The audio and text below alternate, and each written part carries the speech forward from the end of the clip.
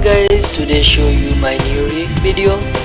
You can like, comment, subscribe and watch more videos. The president broke down in tears yesterday talking about his plan to curb gun violence, and you have said that you're going to fight him tooth and nail on it. And so I am so eager to hear what problems you have with the president's plan.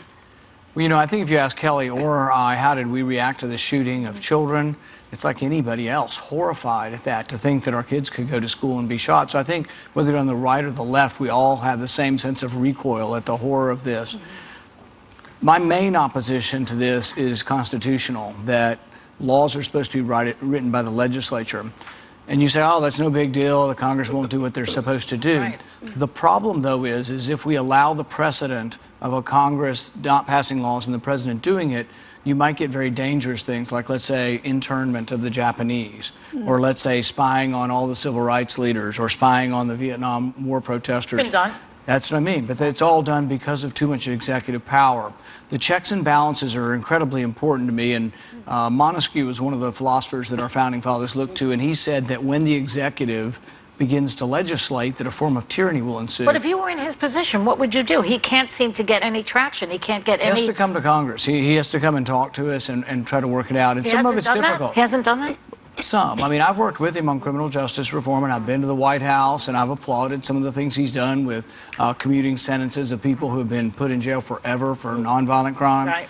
But with regard to this, the difficulty is background checks. I don't object to background checks. And just say, well, why don't we close the loophole of the private transactions? See, they did that in California. They closed the loophole, and it's illegal to have a private transaction. Yeah. But in San Bernardino, it still happened. Why? Because in order to police private transactions and have background checks, you would have to know where all the guns are all the time. And so what we fear is not the registration. I think you'll find this from most pro-gun people. We don't fear the background checks. We fear that you would have to register all guns in order to know to have a background check. I just want to ask you this because I'm a gun owner. You know, I don't mind that you know that I have a gun. You can come in my house and look for it. You can get all whatever you need.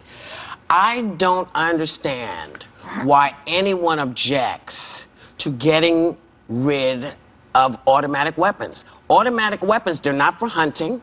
They do nothing. They're only there to kill. And you'll notice that a lot of the things that have happened with automatic weapons. When we see that, why don't we say, you know, who really needs to have one other than people who are at war? Right. Yeah, what is it?